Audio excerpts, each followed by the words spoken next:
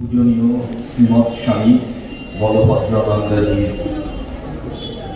অনুষ্ঠানে আমরা স্বামী শিবানন্দ মহারাজের জীবনকে নতুন আলোকে দেখতে পেলাম। এবারে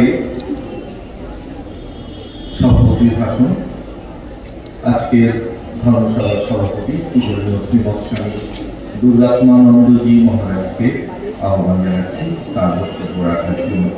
স্বামী দুর্গাত্মানন্দজি মহারাজ অধ্যক্ষ রামকৃষ্ণ মঠ বামন মহারাজ। ওম স্থাপকায় ধর্মস্য সর্বধর্মরক্ষারূপিণে। এখন আমি একটা সমস্যায় পড়েছি, খুব ঘোরতর সমস্যা। এই পরপর দুটো এত ভালো বক্তব্য আমরা শুনলাম, আমি কিছু কিছু ভাবছিলাম এটাই বলবো তাহলে এই দুজন সব বলে দিয়েছেন। আরে আমার কিচ্ছু নেই বলার, নতুন করে কিচ্ছু বলার নেই। আর সভাপতি মানে সব কিছু শুনবে। এই 2 ঘন্টা আমরা তো বসে আছি মঞ্চে, প্রায় 2 ঘন্টা।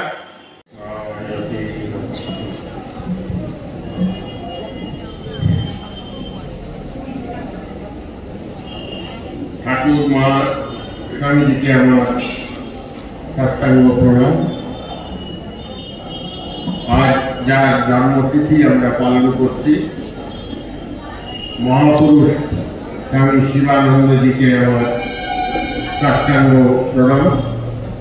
মঞ্চে এইমাত্র যে দুজন বক্তা অতি সুন্দর বক্তব্য পেশ করলেন, শাস্ত্রজ্ঞানন্দজি, সম্পাদক রামকৃষ্ণ মিশন আশ্রম নরেন্দ্রপুর, এবং শ্রদ্ধেয় স্বামী বলভদ্রানন্দজি মহারাজ,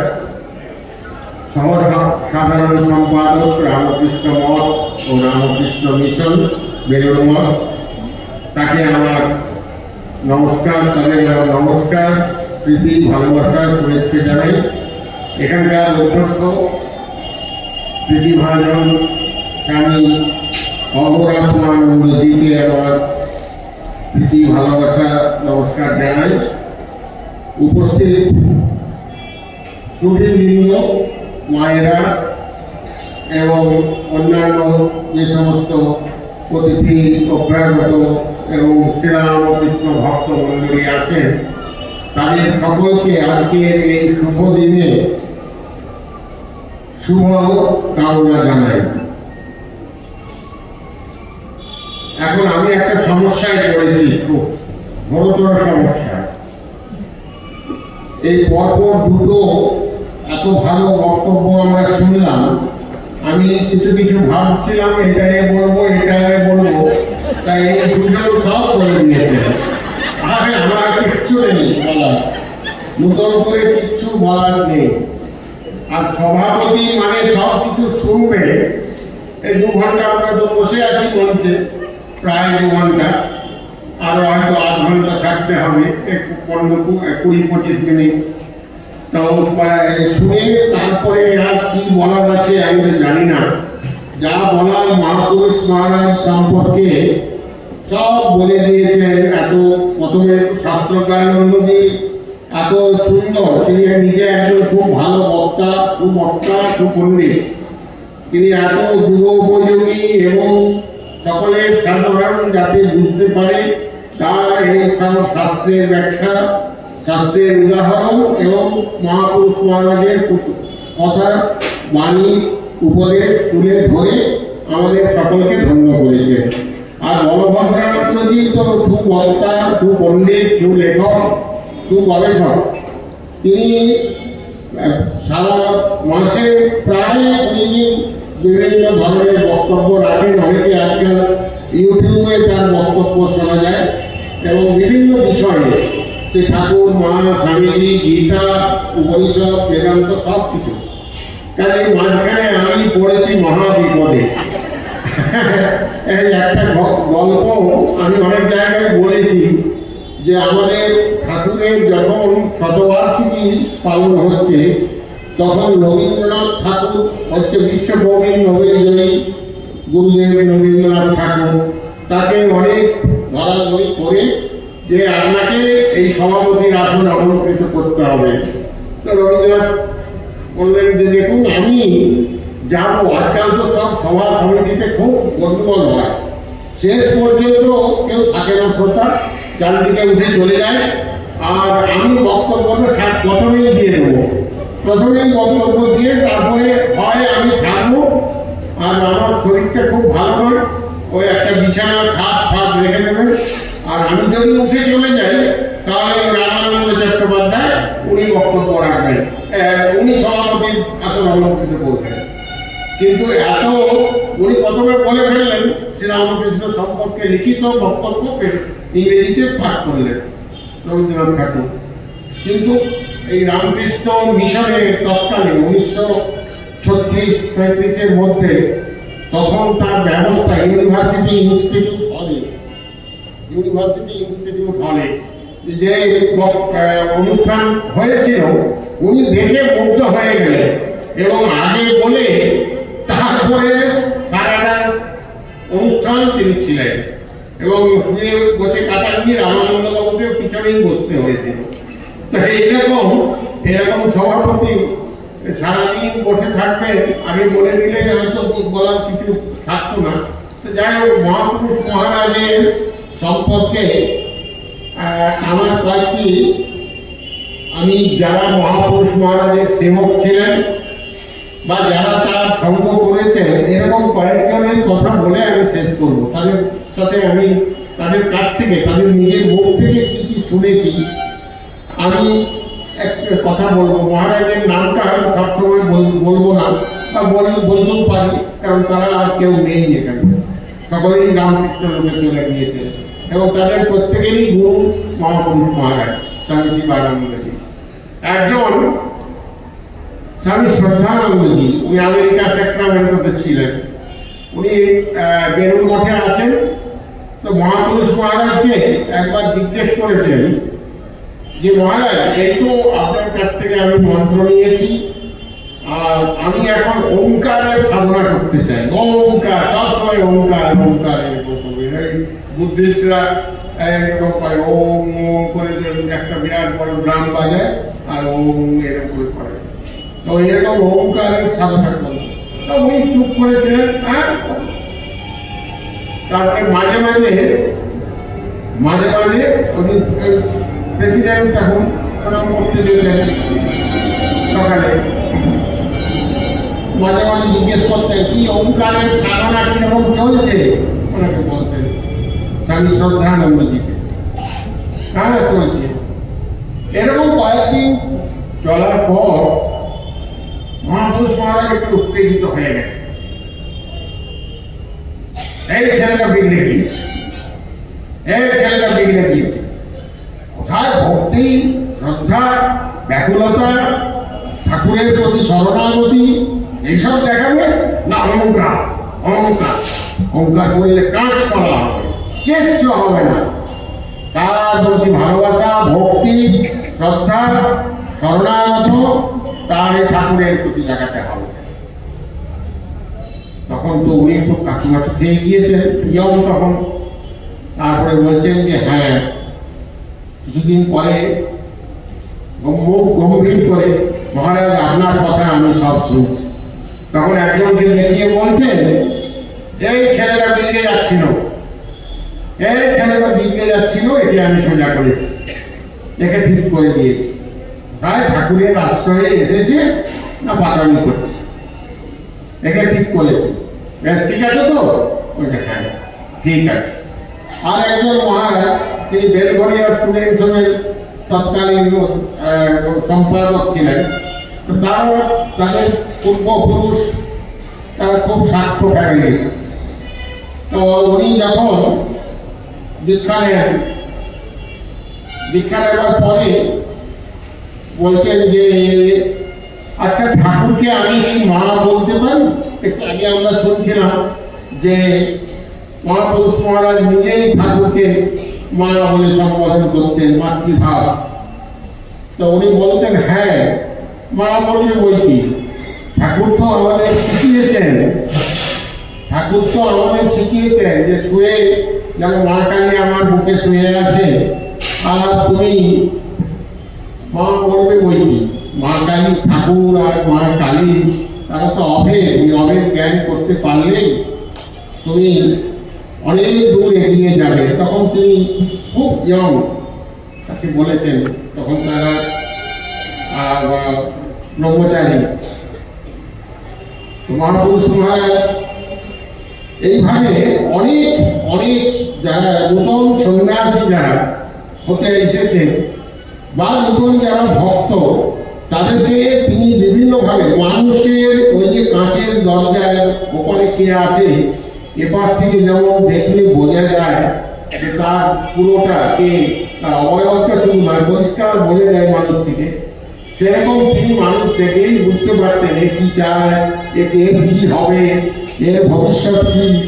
একজন অহিন্দু অভারতীয়, আমি তাকে সেই মহারাজকে দেখেছি, তিনি এসেছেন, এসে বললেন আমি কোথায় থাকবো, কোথায় যাবো, কি কাজ করব। তাকে বললেন যে আমি তার নিজের মুখ থেকেই শুনেছি যে মহাপুরুষটি আমাকে বললেন, আমার গুরু বললেন তুই ওই দেওঘরেই থাক, দেওঘরেই থাক, ওখানে ইংরেজি পড়াবি ছেলেদের আর ওইখানেই থাকবি। সারা জীবন তিনি ওই ইংরেজি পড়িয়েছেন, স্কুলে ক্লাস নিতেন আর ওইখানেই থেকেছেন শেষ দিন পর্যন্ত। যতদিন কর্মক্ষম ছিলেন, যতদিন কর্ম সামর্থ্য ছিল, ততদিন ওইখানে থেকে। অনেকেই হয়তো দেখেছেন, শম্ভু মহারাজ তার নাম, পবনানন্দজি, অত্যন্ত লম্বা, এবং আমি প্রথম তাকে 1972 তাকে দেখেছি 3 ঘন্টা একাধিক ক্রমে বসে ধ্যান করতে মায়ের মন্দির জয়রাম বাড়িতে প্রথম দেখে দর্শন করে। ওই সময় উনি বলেছিলেন আমাকে, মহাপুরুষজি আমার গুরু আমাকে বলেছেন তুই এই কাজ কর, এতেই তোর হবে। আর একজন তিনি মহাপুরুষ মহারাজের আশ্রিত অপূর্বানন্দজি, তখন মহাপুরুষ মহারাজের সেবক শঙ্কর মহারাজ, তো কাশীতে মহাপুরুষ মহারাজ গিয়েছেন, অপূর্বানন্দজি তো সেবক, তো ওখানে একজন ইয়ং, খুবই ইয়ং, তিনি গিয়েছেন মহাপুরুষ মহারাজের কাছে, আমাকে দীক্ষা দিতে হবে। একটু বেশ সুন্দর চেহারা, বেশ গোলগাল চেহারা, গ্রাম থেকে এসেছেন, আমি কি করবো, তুই কি কি কাজ জানিস? আমি ডিসপেন্সারি কিছু কিছু কাজ শিখেছি। কি কাজ করতে পারিস? ড্রেসিং ড্রেসিং করতে পারিস। বলে তুই এই তো আমাদের এই আশ্রমের এই হসপিটালে ড্রেসিং করবি সারা জীবন, এটা নিয়ে থাকবি, এতেই তোর হবে সারা জীবন। আমি তাকে দেখেছি প্রায় 88 বছর বয়স পর্যন্ত হসপিটালে ড্রেসিং করেছেন। তার অনেক অসুস্থতা সত্ত্বেও হসপিটাল যেতে কোনো দিন দেরি হয়নি, হসপিটালে গিয়েছেন, ড্রেসিং করেছেন। আমি দেখেছি, আমি কিছুদিন হেঁটেছিলাম বেনারসে, তিনি যখন ওই হসপিটালের কাজ সেরে যখন এখানে যখন তার কোয়ার্টার্সে ফিরতে, আমি মাঝে মাঝে গিয়ে মহারাজের মুখের দিকে তাকাতাম, যেমন খুব জব ধ্যান খুব জমে গেলে মুখের ভাব ভঙ্গি যেমন উজ্জ্বল হয়, উনি হসপিটাল থেকে কাজ করে আসলে সেই রকম তার ভঙ্গি আমি দেখেছি। একজন সাধু তার মোজা খুলে নিচ্ছে, একজন সাধু তার জুতোটা এক পাশে রেখে দিচ্ছেন, আর একজন গিয়ে ধরে ধরে বাথরুমে নিয়ে যাচ্ছেন। তবু অসমর্থ, ইচ্ছে করলেই তিনি অবসর জীবন যাপন করতে পারতেন না। মহাপুরুষজি আমাদের বলে দিয়েছে এই সেবা কাজ করে যা। আর অনেক সন্ন্যাসীরা তার খবর নিতেন, ওই স্বামীজি কেমন আছেন, ড্রেসিং স্বামীজি নামই হয়ে গিয়েছিল, ড্রেসিং স্বামীজি মরা মানুষকে বাঁচিয়ে দিয়েছিলেন প্রায়। এরকম জীবনে অনেক ঘটেছে। মহাপুরুষজির আশীর্বাদ আর তার মহাপুরুষের পূর্ণ হাত মাথায় তাদের বর্ষিত হয়েছে। তিনি লোক দেখলেই ইয়ং ছেলে দেখলেই বুঝতে পারে। আমরা যেমন একটু আগে বলভদ্রানন্দজির কাছে শুনলাম যে যে ঠাকুরের পুজো আর রিলিফ করা, হসপিটাল করা, সেটা সব একই পর্যায়ে। আমরা একই কাজগুলো হয়তো ভিন্ন, কিন্তু আমাদের স্বামীজি প্রদর্শিত যে পথ, শ্রীরামকৃষ্ণ প্রদর্শিত যে পথ, সেই পথ কিন্তু সেই work is worship, work as worship. Swamiji যা বলে দিয়েছেন তার সমস্ত ঠাকুরের সন্তানরা, অর্থাৎ বিবেকানন্দের গুরু ভাইয়েরা এক সুরে বাঁধা। মাঝে মাঝে যে কখনো কোনো বৈষম্য হতো না বা তর্কাতর্কি হতো না তা নয়। যেমন স্বামী যোগানন্দজি বলছেন তোমার এসব বিদেশি ভাবে কাজ হচ্ছে। ঠাকুরকে তো আমরা দেখেছি তিনি সমাধিস্থ হয়ে থাকতেন, তিনি মা মা করে কাটিয়ে দিতেন। তিনি আবার কি এই আত্মনমস্কার জগদ্ধিতায় কাজ করবেন, এ করবেন, এসব করবেন, এটা আবার কি তোমার বিদেশি ভাবে কাজ হচ্ছে। অনেকে এই রামকৃষ্ণ মিশন বলে কি খ্রিস্টান মিশনারি নাকি, এখনো এই নানা রকম লোকে। কিন্তু রামকৃষ্ণ মিশন, রামকৃষ্ণ প্রচার, রামকৃষ্ণ সম্পূর্ণ বৈদান্তিক অ্যাপ্রোচ, সম্পূর্ণ আমাদের সনাতন ধর্মীয় প্রতিষ্ঠান, যা মহাপুরুষ মহারাজের জীবনে খুব প্রকটভাবে দেখা দিত। তার কারণ তিনি শ্রীরামকৃষ্ণের সেবা, শ্রীরামকৃষ্ণের বিগ্রহ সেবা, মন্দিরে তার সেবা, নিত্য পুজো, এটাকে খুব গুরুত্ব দিতেন। বলতেন এই সেবা পুজোর মাধ্যমে আমাদের সংঘ প্রস্ফুটিত হবে, সংঘের উন্নয়ন হবে, সংঘ আরো বিরাট বড় বিস্তার লাভ করবে। এই সেবাটা, এই সেবা ঠাকুর সেবা, ঠাকুর সেবার যদি কখনো কোনো ত্রুটি হয় তাহলে কিন্তু পুরো সংঘ দাঁড়ায় থাকবে। কাজে সব সময় মহাপুরুষ মহারাজ এটা বেঁধে দিয়ে গিয়েছেন, একটা যেমন ওই তানপুরার সুরে বেঁধে দিয়ে গিয়েছেন যে এই আমাদের সেবা, ঠাকুরের সেবাটা যেন ভালো হয়। একজন মহারাজ জিজ্ঞেস করছেন এই এত এত এত এত সেবা, এত ভোগ, এত রাগ, এত ইয়ে না, সমস্ত মহাপুরুষ মহারাজের সময় থেকে এই বেলুড় মঠে প্রচলিত আছে এবং এটাই থাকবে সারা জীবন। তো তাই মহাপুরুষ মহারাজ এটি করে দিয়েছেন, তাহলে ঠিক আছে, আর কিছু বলার নেই। মহাপুরুষ মহারাজ যা করে দিয়ে গিয়েছেন এবং সব একজন, ওরা একটি কুকুর ছিল মহাপুরুষ মহারাজের, অনেকে জানেন যারা জীবনী পড়েছেন। তো সেবককে, আমি তার সেবকের মুখে শুনেছি যে সেবক বলতে নেই যা ঠাকুর ভান্ডার থেকে একটা কলা নিয়ে আসতো। তো স্বামী বগলানন্দজি বলে একজন মহারাজ ছিলেন, খুব গণেশ ঠাকুরের মতো দেখতে, আমি তাকে দর্শন করার সৌভাগ্য হয়েছিল। তো উনি একদিন মহাপুরুষ মহারাজের তিথি বলে, ঠিক আজকের মতো আমি এক মঠে আছি, আমি বললাম যে মহারাজ আপনি তো মহাপুরুষ মহারাজকে দর্শন করেছেন, কিছু বলুন পুরোনো দিনের কথা। বললেন দেখো, হ্যাঁ আমি না এরকম করে কথা বলতেন, আমি না মহাপুরুষ মহারাজকে খুব মিথ্যে কথা বলেছি। ওখানে কি রাখো, এখন মহাপুরুষ মহারাজকে মিথ্যে কথা কি রকম বলেছেন?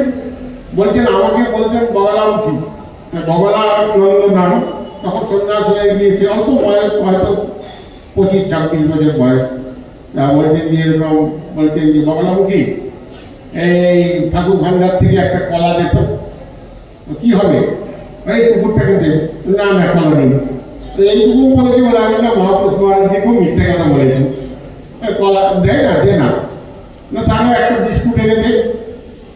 অন্যদের বলতেন আমি হচ্ছি এই মন্দিরে আছেন তিনি, তার কুকুর, আর এটা আমার কুকুর, এটা আমার কুকুর। মহাপুরুষ মহারাজ এই সকলে, আর এই যে বলতেন প্রাণী জগৎ, এই সমস্ত ঠাকুর তো শুনিয়ে গেছেন, ঠাকুর তো তাকে হাতে ধরে সব দেখিয়ে দিয়েছেন, বলে দিয়েছেন, বুঝিয়ে দিয়েছেন, তার মধ্যে সেই বীজ বপন করে দিয়ে গিয়েছেন যে ভগবান ঈশ্বরলাভী মনুষ্য জীবনের উদ্দেশ্য ঠাকুর বারবার বারবার রিপিট করেছেন। সেই জন্য তিনি রামকৃষ্ণময় হয়ে গিয়েছেন। একজন সাধারণ একজন সন্ন্যাসী মহাপুরুষ মহারাজের আশ্রিত ছিলেন। বেলুড় মঠে আমরা যখন ছিলাম ট্রেনিং সেন্টারে, গঙ্গার ধারে পাইচারি করতে করতে তিনি তখন প্রায় অতর্ক হয়ে গিয়েছেন।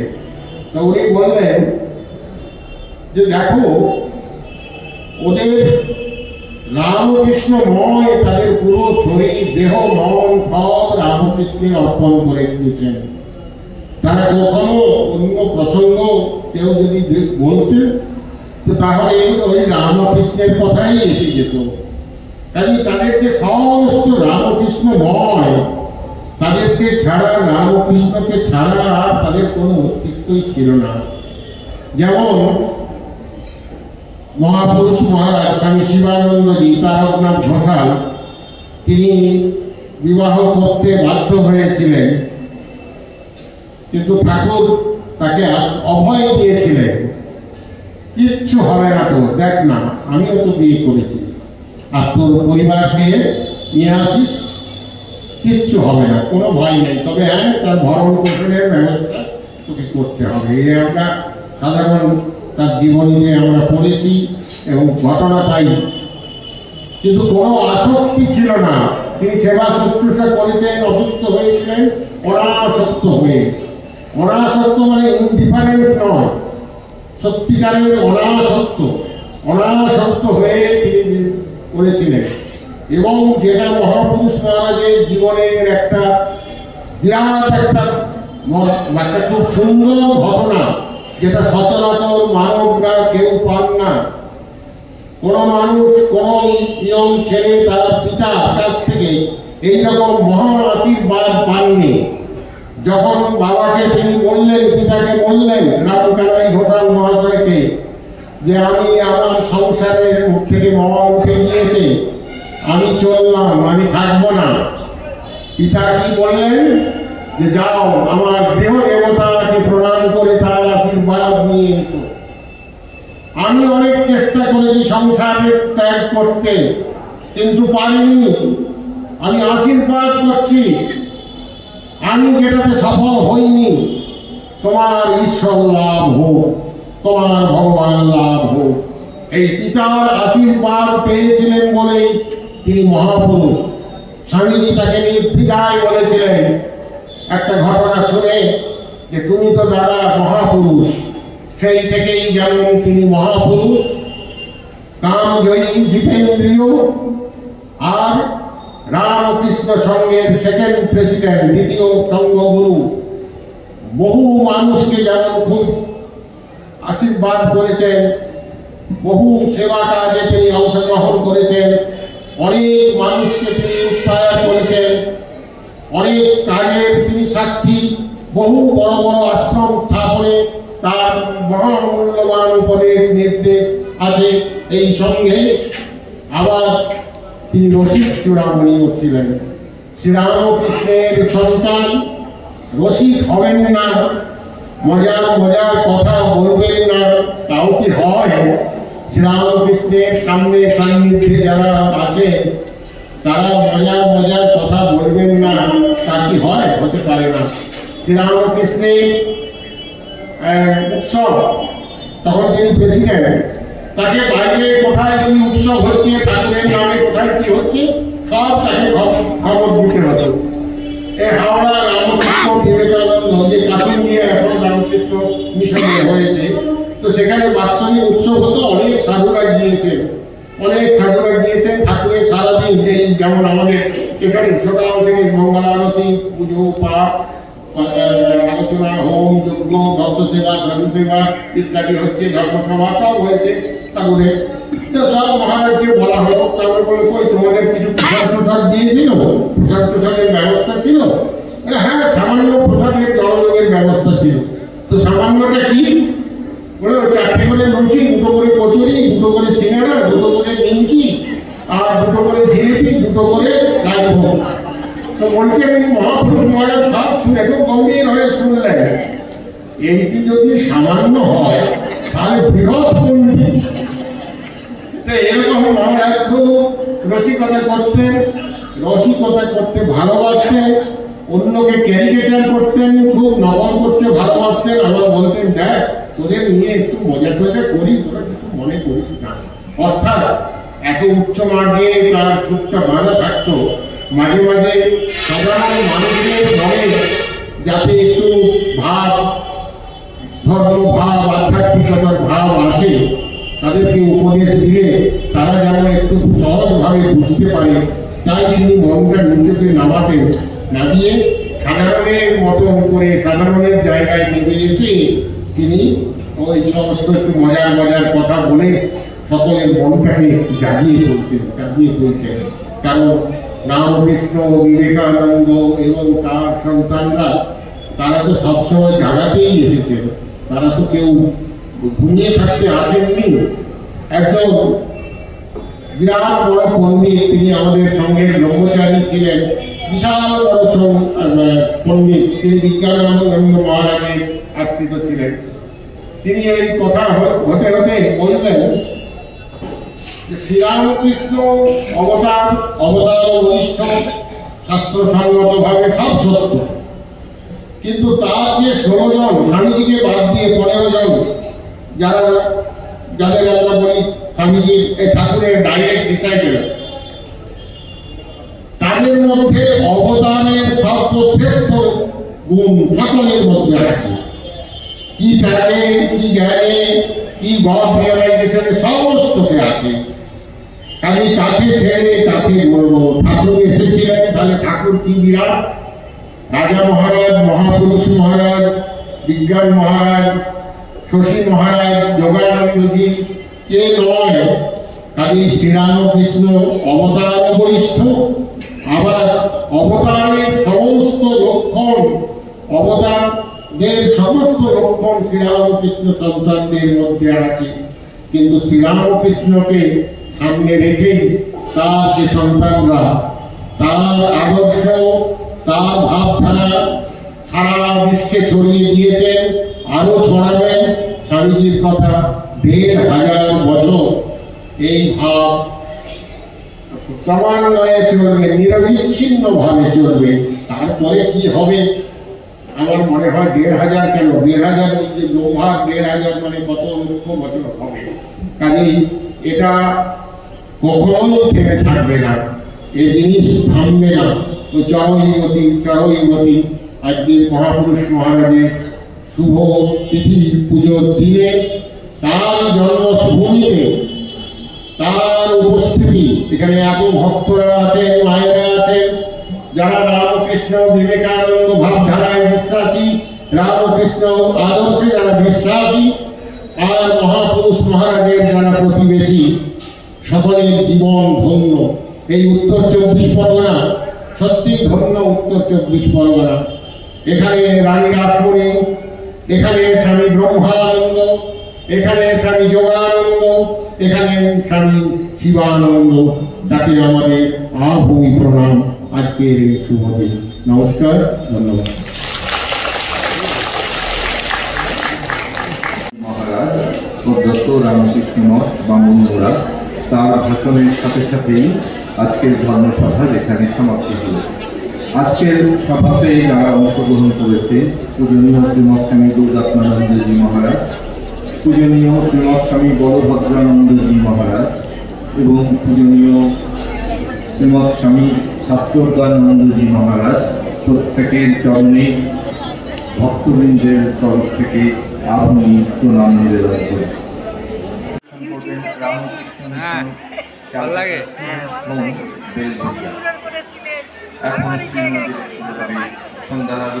বেহালা পণ্যশ্রী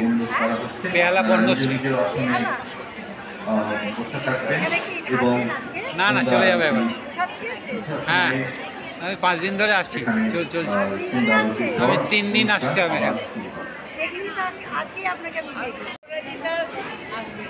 আচ্ছা আচ্ছা আচ্ছা, আরতি না, ঠিক আছে। ভালো লেগে আপনার তাহলে আমার ব্লগ ফার্স্ট করে দেখবেন। আপনারা দেখেন বলেই তো আমরা এত কষ্ট করে করি। আচ্ছা, ঠিক আছে, ভালো থাকবেন, সুস্থ থাকবেন। আরপিজি মানে রামপ্রসাদ গাঙ্গুলি। আপনার নাম কি? আরতি চ্যাটার্জি। আর আপনার নাম? ভালো হলো, আপনার সঙ্গে ভালো লাগে আমার। দেখবেন, হ্যাঁ, অনেক অনেক। আরপিজি ব্লগ, ঠিক আছে, ভালো থাকবেন। আচ্ছা আচ্ছা, অবশ্যই ভালো থাকবেন। থাকেন আপনারা সব? 3:30 মিনিটে হ্যাঁ, এখানে এখানে হবে ধর্মসভা। আচ্ছা আচ্ছা আচ্ছা, আগামী কালকের বিষয়। ঠিক আছে, সবাই ভালো থাকবেন, জয় ঠাকুর। হ্যাঁ, এই ধর্মসভাতে সভাপতির আসনে উপস্থিত থাকবেন